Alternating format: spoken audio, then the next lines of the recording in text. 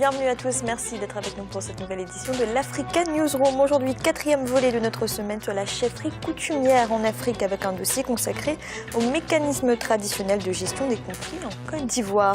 Au programme également de cette émission, la visite ce mercredi de la procureure de la Cour pénale internationale Fatou Bensouda en Centrafrique. Et au Burkina Faso, les premières concertations ont débuté entre le gouvernement de transition et la société civile. Et enfin, en troisième partie, focus sur les 8 candidats à la présidence de la Banque africaine de développement. Et pour nous accompagner pendant cette émission, Madame Anne-Marie Kofi, vous êtes docteur en droit, bienvenue.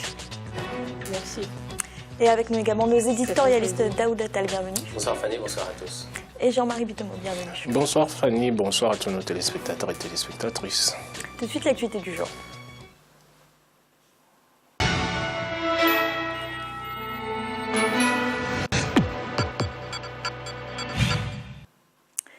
Fatou Bensouda, la procureure de la Cour pénale internationale, était en visite ce mercredi à Bangui, la capitale centrafricaine. Elle s'est entretenue avec les autorités de transition sur la mise en place d'une future Cour pénale spéciale. Pour rappel, la CPI a déjà ouvert une enquête préliminaire sur les crimes de guerre et les crimes contre l'humanité commis dans le pays depuis août 2012. Ibrahim Ndiaye. La mise en place de la future Cour pénale spéciale sur la Centrafrique sur de bons rails. La procureure de la Cour pénale internationale, la Gambienne Fatou Bensouda, était ce mercredi 25 février à Bangui en République centrafricaine.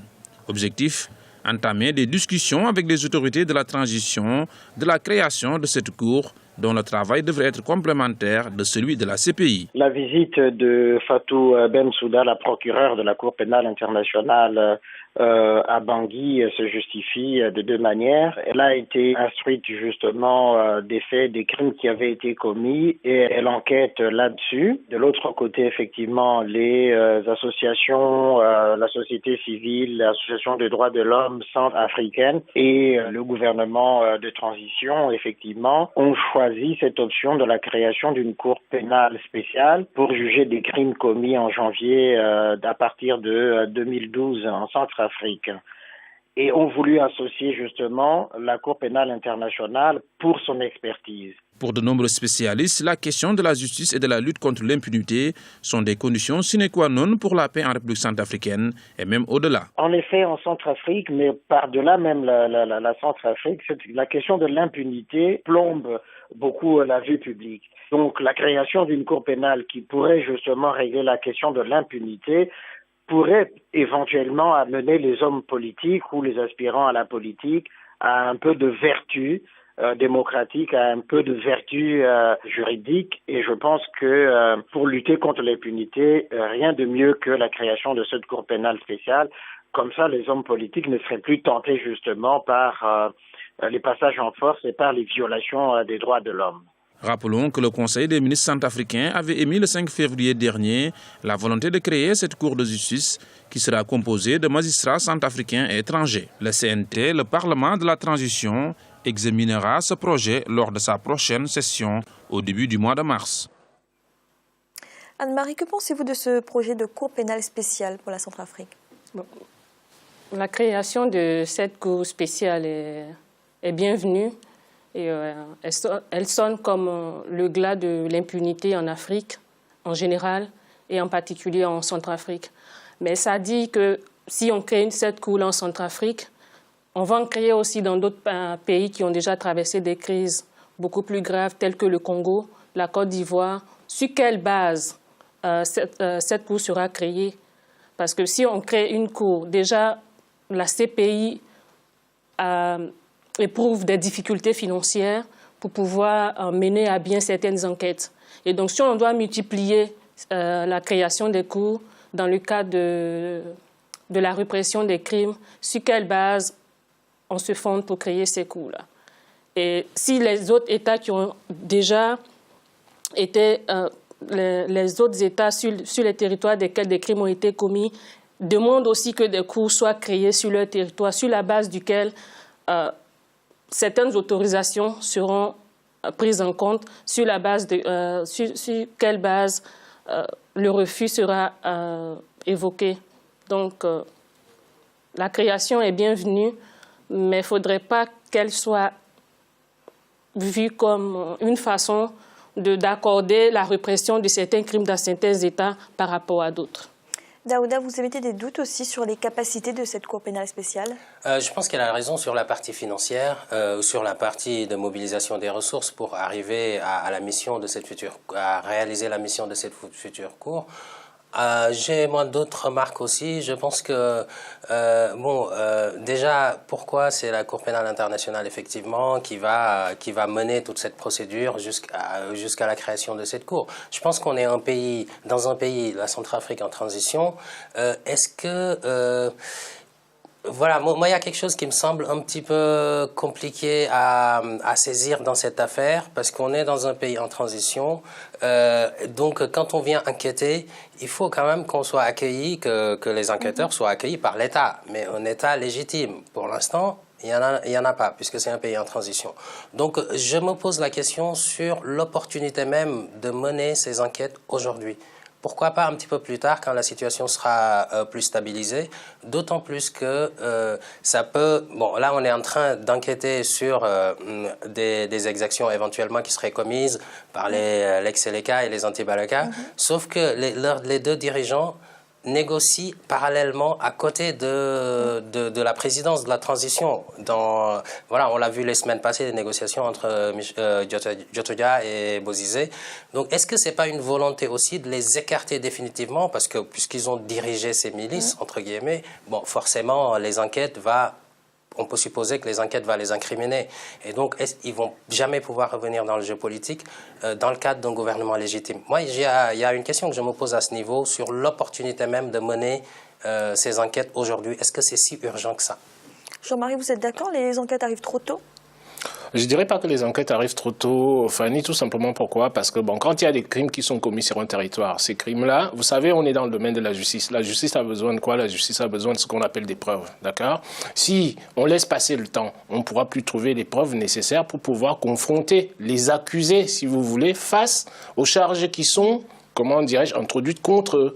Donc, pour moi, de ce point de vue-là, dès l'instant, Daouda vient de parler du problème de l'État. Pour moi, un État, si vous voulez, même s'il est en déliquescence, il existe quelque part. Peut-être on en parle énormément sur ce plateau parce que, si vous voulez, bon, Mme Panza n'a pas été élue en tant que telle, mais ce sont les organes de l'État. On appelle quand même, elle représente le président de la République centrafricaine.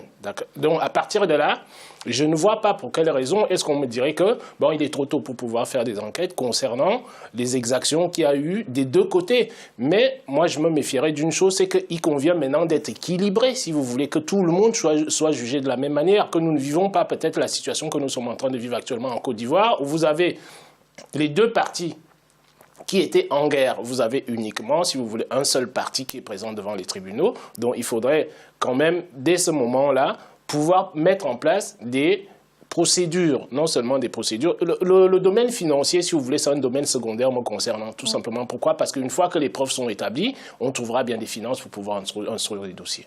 Daouda, mais justement, est-ce que ce n'est pas important que les auteurs des crimes les plus graves commis durant ces 2 dernières années soient traduits en justice pour ce processus de reconstruction? Oui, c'est important, Fanny. Il faut toujours lutter contre l'impunité. Et je pense que ceux qui ont commis les crimes doivent être poursuivis et sanctionnés. Ça, il n'y a pas de négociation là-dessus. Mais je pense aussi que la priorité reste la réconciliation. Et j'ai bien peur que enquêter à ce stade de l'environnement, à ce stade-là, en fait, c'est un environnement politique qui n'est pas stable, on ne sait pas où on va aller, etc. J'ai bien peur que ça complique davantage la réconciliation. Or, si on est plus apaisé, plus posé, jusqu'à ce qu'il y ait un gouvernement légitime, le retour au calme, etc. Là, par contre, on pourra réunir tout le monde et situer les responsabilités. Moi, ça me paraît plus judiciable. Oui, Anne-Marie? Je voudrais voter dans le même sens que Daouda. En fait, dans le cas de la justice transitionnelle, il y a toujours un problème. Dans l'ordre chronologique des procédures, est-ce qu'il faut punir les auteurs de crimes graves avant de mettre en place la réconciliation, ou est-ce qu'il faut réconcilier les gens avant de punir les bourreaux? Donc, c'est un problème qui est très récurrent et jusqu'à présent, on n'a pas encore trouvé de solution et la question reste toujours pendante. Merci. Dans l'actualité également, au Burkina Faso, la première session du cadre de concertation et de dialogue entre la société civile et le gouvernement de transition a débuté mardi à Ouagadougou. Des échanges qui ont porté sur les suites des dossiers judiciaires, les crimes économiques et l'avenir du régiment de sécurité présidentielle. Ibrahim Ndiaye. Poursuite du dialogue entre le gouvernement et la société civile au Burkina Faso. Les deux parties se sont à nouveau rencontrées ce mardi 24 février dans le cadre de la concertation et du dialogue à Ouagadougou. Au menu des discussions, plusieurs sujets, notamment les dossiers judiciaires, les crimes économiques ou encore l'avenir du régime de sécurité présidentielle. Il y a tout un ensemble de questions qui ont été posées au chef de l'État sur des dossiers très intéressants. Ils ont demandé plus d'informations sur les dossiers de justice, qu'il n'y ait plus d'impunité, la lutte contre la corruption. Évidemment, le gouvernement a apporté un certain nombre de réponses, que ce soit sur la question du régime de la sécurité présidentielle, avec actuellement les réformes qui sont en cours, des garanties qui ont été données sur le processus de dialogue qui est en cours actuellement, qui devrait aboutir donc bientôt à des résultats. Évidemment, la question aussi sur l'affaire Thomas Sankara, il est revenu là sur la question. Il y a un accord qui a été trouvé avec la famille pour l'exhumation donc du corps. Je pense qu'incessamment donc cet exercice-là va commencer. Et la question évidemment de la justice et de Norbert Zongo aussi a été abordée. Et là, il y a eu un conseil supérieur de la magistrature qui a posé la nomination de nouveaux magistrats. Et on passe donc avec les nouvelles personnes qui sont en charge. Toutes les questions ont donc été abordées avec la société civile. Pour les associations des droits de l'homme, la justice et la fin de l'impunité doivent être des priorités de la transition. Nous, au nom de la défense des droits de l'homme, mouvement spécifique, exigeons la fin de l'impunité. Ce qui passe par une justice pour nos martyrs. Norbert Zongo, Thomas Sankara, Dabo Boukari et tous les autres. Nous exigeons également, Monsieur le Président du Faso, la dissolution pure et simple du RSP. L'ensemble de ces points seront de nouveau abordés lors des prochaines rencontres entre le gouvernement et la société civile. Objectif, relever les nombreux défis de la transition qui ont pour nom le renforcement de la démocratie, le rassemblement de tous les Burkinabés afin de conduire le pays vers l'émergence économique. Jean-Marie, est-ce que cela est nécessaire pour le Burkina Faso de faire la lumière sur ces dossiers judiciaires, celui de Thomas Sankara, qui était président du Conseil national révolutionnaire, et du journaliste Norbert Zongo? Je pense que tout individu dans un État est injusticiable comme un autre.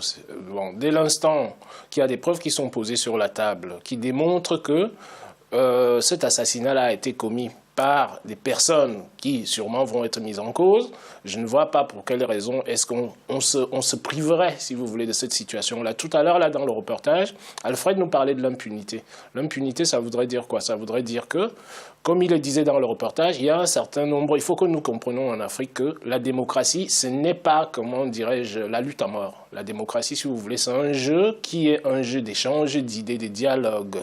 Vous avez des individus qui ont, c'est-à-dire leur pensée politique, leur façon de penser, mais jusque-là, arriver, si vous voulez, à éliminer un autre individu pour le principe du pouvoir, ça me semble être un principe universel qui devrait être respecté dans nos États africains. Ça veut dire quoi? Ça veut dire que la vie d'un individu a une valeur comme un autre. C'est pas parce qu'on est au pouvoir qu'on a beaucoup plus de prérogatives par rapport à l'ensemble de la population. Donc, dès cet instant-là, ce qui se passe au Burkina Faso m'intéresse énormément, dans la mesure où on voit que depuis la crise qui s'est produite au Burkina, vous avez toujours des procédures qui sont mises en place, qui sont des procédures très très efficaces et qui sont des procédures linéaires. Donc dès cet instant-là, qu'est-ce qui se passe? Les Burkinabés sont les seuls à pouvoir décider quel est le type de justice qui est appliqué dans leur pays. Et nous, de l'extérieur, on n'a pas à leur donner, comment dire, des leçons pour pouvoir se dire, nous pouvons juger de l'extérieur, on peut se dire que c'est un bon principe, c'est un mauvais principe, mais ce sont les Burkinabés, in fine, qui auront raison, tout simplement. Pourquoi? Parce que c'est leur choix prioritaire, politique, économique, pour pouvoir assainir l'environnement global du pays. Anne-Marie, que pensez-vous de la réouverture de ces dossiers judiciaires au Burkina Faso? Je pense que la réouverture de ces dossiers montre l'implication de la société civile au Burkina. Au moins, on a certains pays dans lesquels la société civile est forte. Elle constitue un équilibre, disons un contre-pouvoir. Ce qui n'est pas le cas en Côte d'Ivoire, où même s'il y a une société civile, c'est un peu, en guillemets, la société civile constitue un peu comme les appendices du pouvoir en place. Mais comme on le dit, tout ce qui arrive est bon. Il a fallu que le président parte pour que la société civile s'impose. Et donc, il est nécessaire, comme Alfred vient de le dire, nul n'est au-dessus de la loi. Comme tu commets un crime, tu dois t'attendre à ce qui t'est réservé. Daouda, les dossiers judiciaires vont parfois demander des années de procédure. Le gouvernement de transition, lui, n'est prévu que pour 1 an. Est-ce qu'il n'y a pas de risque avec des élections et de nouveaux élus que ces dossiers finalement retombent une nouvelle fois dans l'ombre? Oui, il y a toujours un risque, effectivement. Mais la question aussi, c'est de savoir est-ce que le gouvernement actuel est capable de répondre à cette demande qui est exprimée effectivement par la société civile, par les populations. Le dossier Thomas Sankara, Norbert Zongo, c'est un dossier qui est pendant depuis très longtemps. Et je pense que les Burkinabés, pour se reconstruire politiquement, ont besoin de réponses sur cette période sombre de l'histoire du pays. Donc pour cela, il faut effectivement aller en tout cas, il faut évacuer ces dossiers hein, et donner satisfaction à la classe politique, à la société civile et aux citoyens. Maintenant, pour revenir sur votre question, Fanny, je ne sais pas si vraiment il faut attendre ou pas. Parce que, bon, il y a le risque toujours, si on attend un gouvernement régulier, je pense que même si on attend qu'un gouvernement régulier se mette en place, il va quand même, ce nouveau gouvernement va quand même répondre aux attentes des populations. Parce que quand on a vu ce qui s'est passé ces derniers mois au Burkina, le départ de Blaise Compaoré, je pense que n'importe quel dirigeant burkinabé qui arrivera au pouvoir tiendra compte de ce soulèvement et répondra aux attentes au mieux possible des populations sur ces dossiers notamment. Merci. Nous allons marquer une courte pause un instant. La deuxième partie de l'Africa Newsroom. À tout de suite.